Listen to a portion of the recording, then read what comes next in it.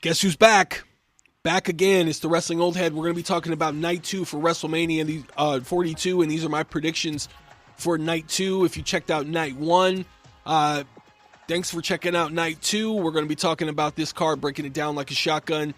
You guys let me know what you think is the stronger card for both nights. Is it WrestleMania Night 1 or is it WrestleMania Night 2? And if you did check out the video previously for Night 1, and maybe if you didn't, this is your first time checking out Night 2 and you're thinking, let me just see how this is, and then I might check out Night 1. My voice is messed up right now, you guys. I got allergies. It's all crazy. The weather's changing, and so I do sound a little crazy. So if you do hear my voice crack or anything like that, it's just me pushing and powering through because I'm passionate and all these other P words about getting into the wrestling product and talking about the thing that I love the most, and that includes these predictions for WrestleMania Night 1 and Night 2. I couldn't do it. I wouldn't be able to live with myself if I didn't at least put these videos out and get all this information out to you guys. So thank you guys again for listening, and I put myself on the line for you guys. So the least you could do is probably hit the subscribe and the notifications bell. I mean, it's free for you guys, but it's worth a whole lot more to me. Trust me, you guys, worth a whole lot more. So let's get into Night 2. In the opening match, and I believe this is going to be the opening match. Honest to God, should be a main event. Brock Lesnar against Oba Femi. Now, Oba Femi is special, man. He is a once-in-a-lifetime talent. I was worried about the fact that maybe they were giving him too much too soon.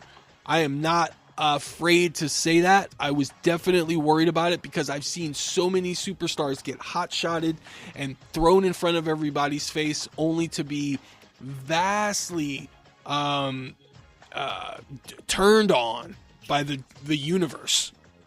And I do trust Paul Levesque and the booking team to understand what they have and not oversaturate and flood the market with it. But look at Danhausen, and obviously that started off really bad. I mean, the crowd really didn't know what to think, but then as time got on, he became more and more popular, and now I feel like they're kind of just shoving it into our face a little too much. They should dial it back and let it be more of a special attraction, but that's just my opinion, and I just really hope that they know what they're doing with Oba Femi. One of the most important things about Oba Femi is to have a plan for the rest of the year. If Paul doesn't have time for it, if his creative team doesn't have time for it, let Paul Heyman deal with that. Let Paul Heyman plot out the next year for Oba Femi. I'm sure that whatever he comes up with is going to be freaking certified gold. And I think that is what you need when you're trying to build up Oba Femi, is an actual plan.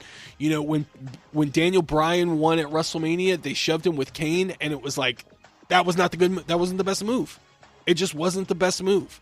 When you have this once-in-a-lifetime performer that literally is going to be carrying the new division, the new generation for the WWE going forward for the next 10 to 15 years, you want to make sure you have a plan in place.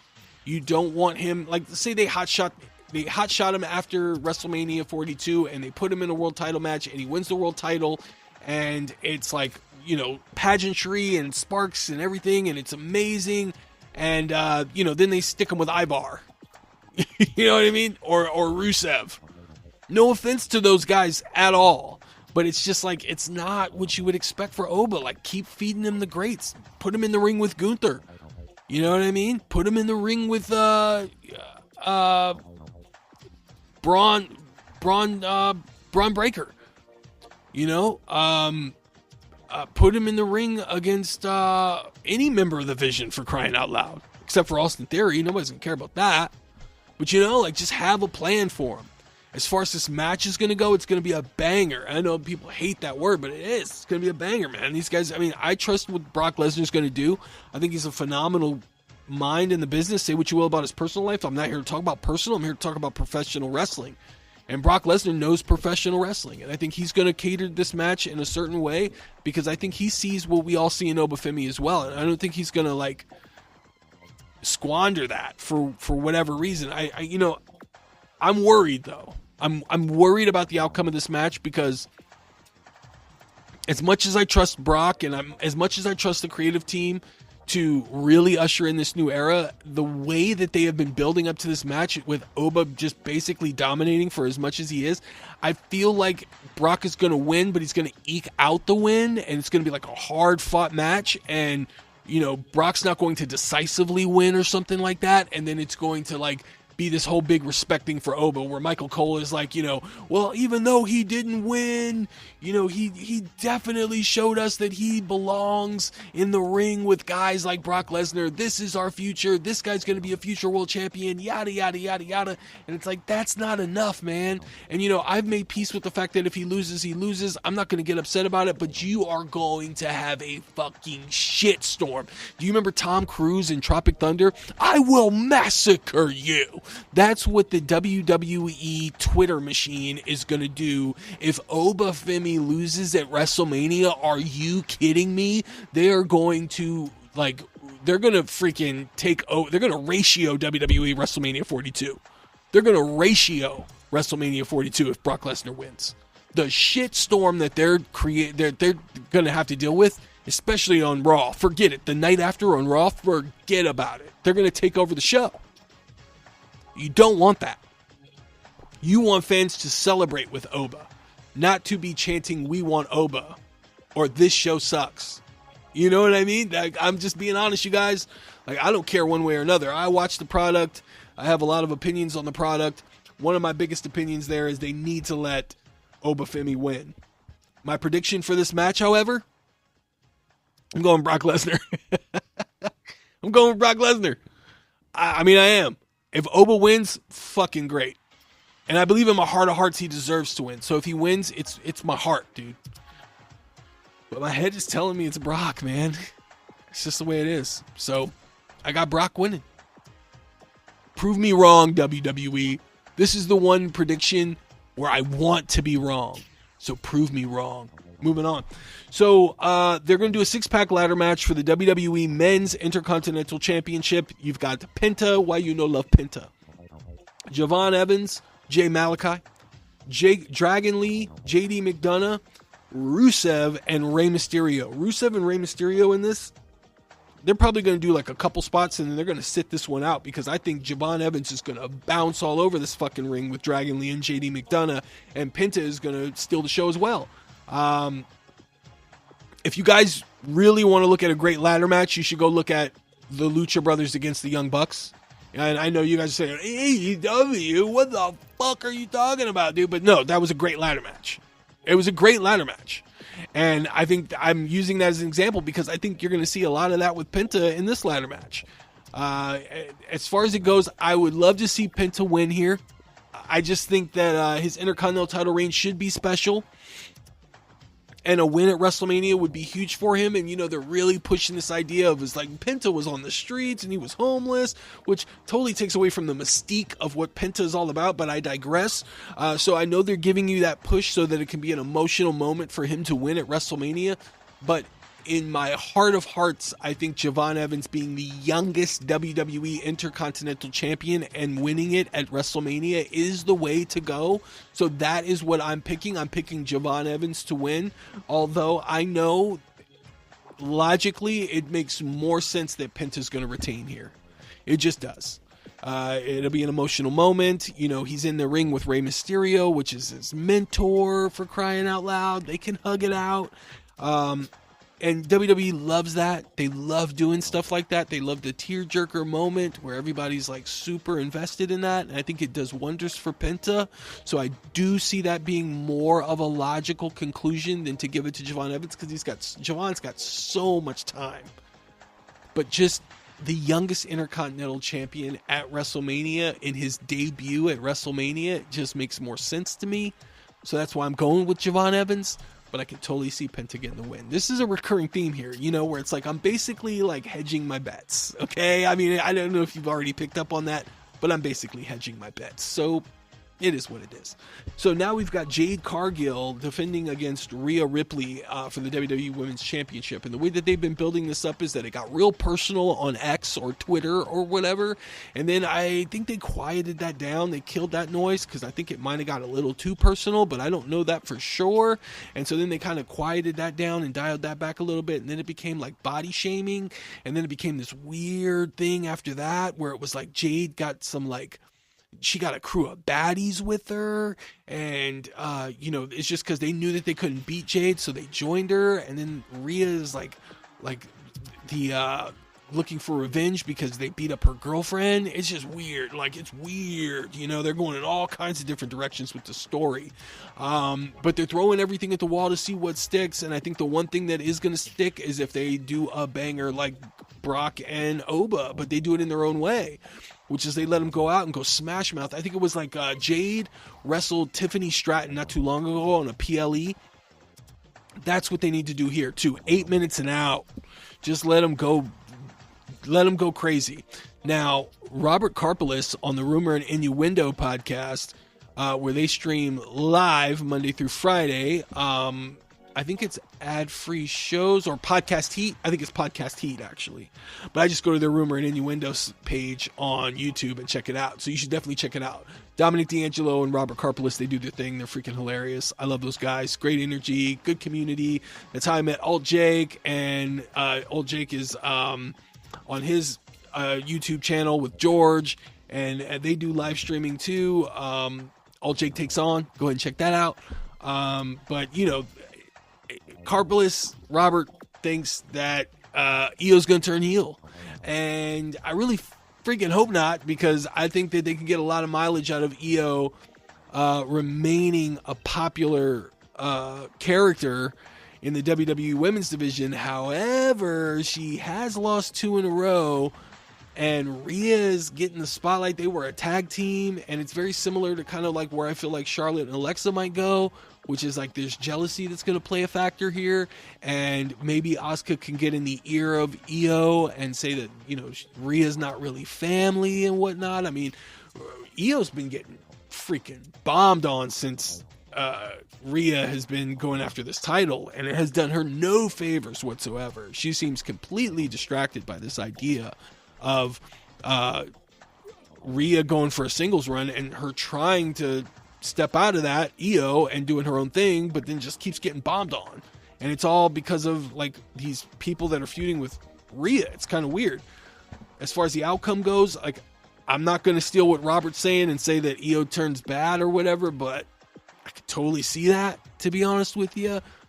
But I am going to go with Jade. I think Jade ekes out a victory here, and I think it is possible that we might see the return of Bianca Belair, if not at WrestleMania, potentially at SmackDown. But I just think that they're going to give the win to Jade here. I think Jade winning is going to push back the idea of Rhea winning the championship a little bit. Let's keep the ball with Jade and see if she can really play ball and develop against a veteran like Rhea, and then move her on to like Charlotte or another veteran, and move Rhea into a program where she can stay on Raw and go after the championship, maybe against Stephanie Vaquer eventually, which I think would be a great match. And Stephanie being more intense coming off of this program with Liv Morgan. That also might be something that's pretty good. And I still think eventually we do get Rhea Ripley and Liv Morgan teaming up. I don't know how we get there. I had an original idea about that like months back, but I think we still do eventually, not as like a regular tag team, but like on a one-off. I think Rhea and Liv are going to come together, maybe to go against Raquel and Roxanne, maybe to go against Io and Asuka, but I do think we're going to see them as a tag team pretty soon. So there's all kinds of other stuff that Rhea can do on the Raw side. I think Jade needs to hold SmackDown down, and I think Jade gets the victory here. So I'm going to go with her. Sami Zayn defends the U.S. Championship against Trick Williams. A lot of people are saying this is like a moment where it could be a double turn. Well, guess what, guys? That double turn already happened, doggies. That double turn happened on SmackDown. The crowd just hated Sami Zayn, and they loved them some Tricky Williams. Tricky Willis style. They love the lemon pepper steppers. They love his aura. I don't know. I think, the whole theme of this predictions that I've had since night one has been about the WWE ushering in this new era, new generation, and getting these guys over. And I think Trick should win the U.S. Championship.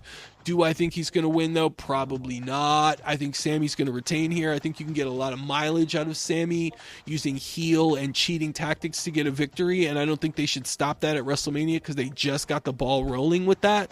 So I think it makes more sense for Sammy to win here. And do the things that Drew and he feels Randy and sometimes even feels like Cody maybe have done in order to become successful. And watching it work, he leans more into it. I think that's just the character there. That's what you do. And then, when Kevin Owens comes back, fuego, because they can be a team again.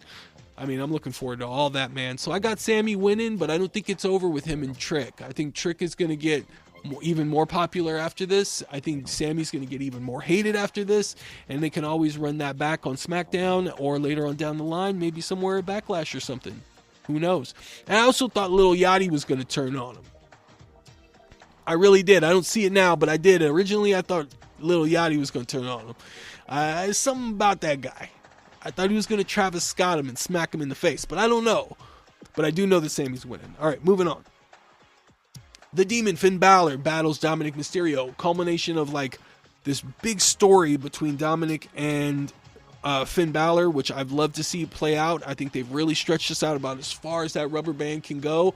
And right as it's going to snap, we get the return of the Demon. Now, I'm going to tell you why I wasn't a fan of the Demon, Finn Balor, really quick, is because Finn Balor, since he shed the Demon, has been on a losing streak. He hasn't really been formidable.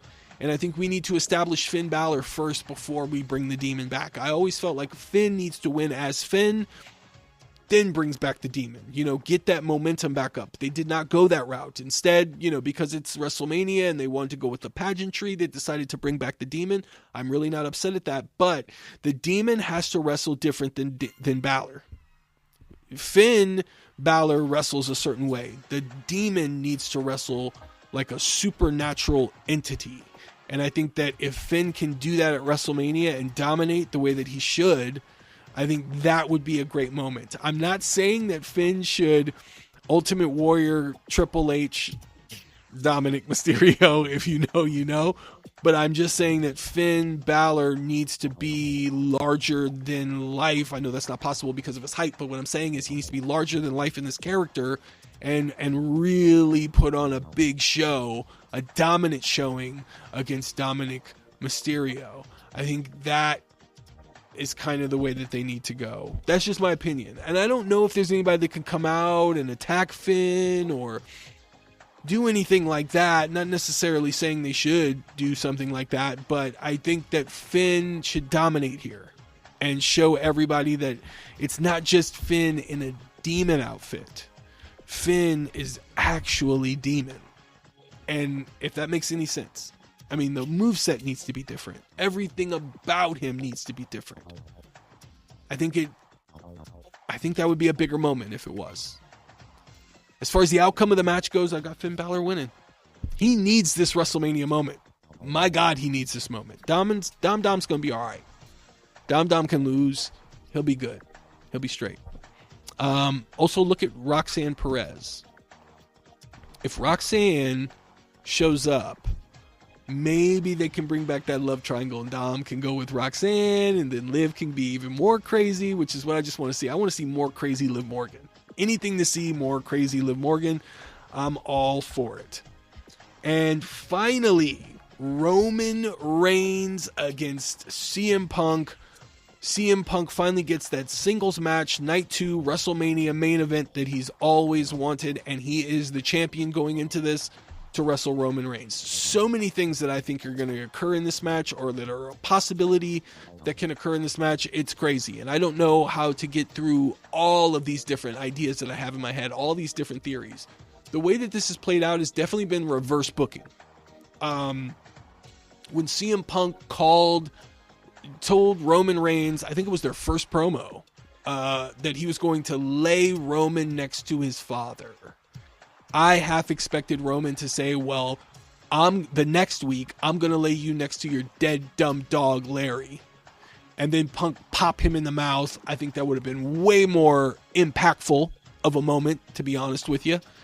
And then CM Punk can come out and cut the promo that he cut this past Monday, where he said, tell me when I'm telling lies, and I'm sorry for saying that about your father and whatnot. You know what I mean? I think that would have been a bigger moment. And then you have the subsequent Roman attacking CM Punk, putting him through a table, and then CM Punk attacking Roman and putting him through a table, or what have you, or maybe that reverse that, and it's Punk through the table with Roman, and then Roman puts Punk through the table, whatever. Point is, they reverse engineered this somehow, and they mixed all these different weeks up and jumbled them in this big booyah-bazy hodgepodge type of a thing, and then they just spit it out, and it was very random the way that these things progressed. But they progressed nonetheless. And say what you will about the promos that they cut and the motivations behind these promos and how the realism is sort of kind of weird, what Scott Keith would say, I love shoot comments that aren't supposed to be shoot comments. Scott Keith, if you know, you know. These guys can do it because they're consummate professionals. They're believable. They're committed. And, they can sell a ketchup popsicle to a woman in white gloves. They know how to put butts in the seats. And Punk is in rare form when he's crazy Punk, but also when he's like real Punk, pipe bomb Punk. And Roman has stepped his game up as well. I mean, he's always been great ever since the Bloodline, but this seems like it's a different Roman that we're seeing. One thing about this last promo this past Monday is that it seemed to foreshadow something. Now, there's two different ideas here. On one side, Punk kept saying, I envy you. Now, I read that as potentially the Usos turning on Roman and siding with CM Punk, and Punk becoming PC corporate Punk. I know that's probably not a favorable idea to a lot of CM Punk fans. I am a CM Punk fan, but I'm looking logically. I'm removing my fandom for a second, and I'm looking at the way that is, the way he said that promo, and the way that he was talking about ticket sales and cutting that promo on Pat McAfee only for McAfee to do the 25% off thing. I'm like, you guys got a story there, I mean, they didn't really take a lot of personal jabs at one another. They just made it seem like they didn't like each other. So you can play into that. And Pat McAfee maybe could bring CM Punk over with Randy Orton, and the Usos too. The Usos are like, you guys aren't eaters. You guys aren't eaters of world. You guys are just killers. You guys need to embrace that. These young guys are coming in. They're trying to take your spot. Don't let them take your spot. So you got the Usos and Randy Orton and CM Punk with Pat McAfee. It's so random. It's so but it's Team TKO. And The Rock can show up. I'm sorry, I said a bad word. I said Rock. But that's a bad word in the WWE now. They don't want to see that guy come back because he keeps coming back and just leaving. He's like that ex-boyfriend. He just keeps coming back. And he's like, oh, we're going to get back together? And he's like, nah, I'm out. That's what The Rock's been doing. But I think there's something there with that. Now, I don't know if they're going to do the Team TKO, Team WWE thing. I'm not insinuating that at all. But what I am insinuating is that CM Punk is cryptically speaking in a very bad guy tone, and I know that he has to go to that dark place because he's got to get to Roman somehow.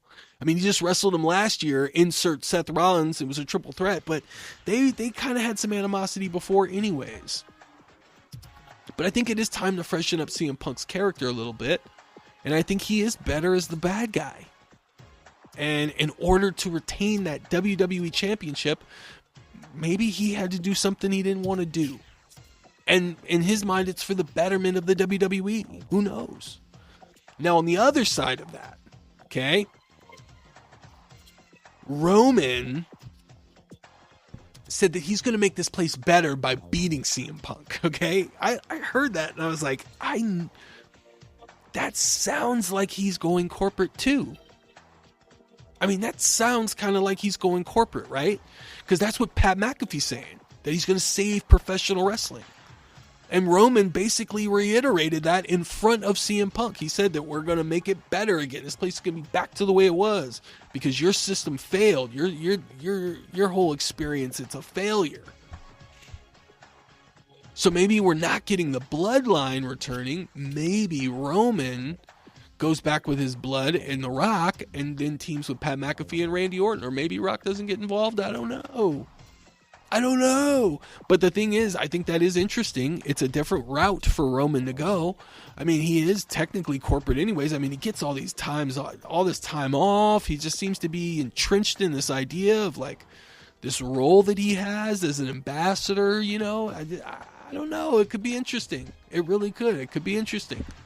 Something is going to happen at the conclusion of this match that's going to get people talking for the rest of the week. That much you could pretty much guarantee. Cody and Randy, they're going to have their moment, night 1 main event and whatnot, but this night 2 main event, there is going to be some fuckery that people are going to talk about for a long time. Whether it's CM Punk and Usos joining forces, CM Punk turning heel, Roman turning heel, Roman realigning with the bloodline, something, The Rock showing up, something, Travis Scott coming back out. No, I'm just kidding about that one. But something's going to happen there, and it'll be interesting to see which route they take. As far as who's going to win, it's going to depend on who turns. But if you really want a real answer, I'm going with my man CM Punk, guys. I know. Roman, I really feel like Roman could win, but CM Punk gets his moment. And the thing is, the craziest thing about this is, imagine if CM Punk gets that moment that he's always dreamed of by being a douchebag. What's more CM Punk than that? All right, you guys, that's my thoughts on WrestleMania Night 2. If you like this video and you haven't checked out Night 1, go in and hit the subscribe button in the notifications bell so you know when I'm going to drop some new stuff. Yeet. And then go into my video library, and it should be right below Night 2 is the Night 1 predictions. Guys, I would love to know what you think of WrestleMania Night 1 and Night 2. What do you think is going to happen? What do you think of my predictions? What are the surprises, the upsets, everything like that, and all good stuff to go with that. And plus, any questions and comments you have thereafter, I respond to it all. But guys, thanks again for watching this video. I'm the Wrestling Old Head. Stay tuned for more.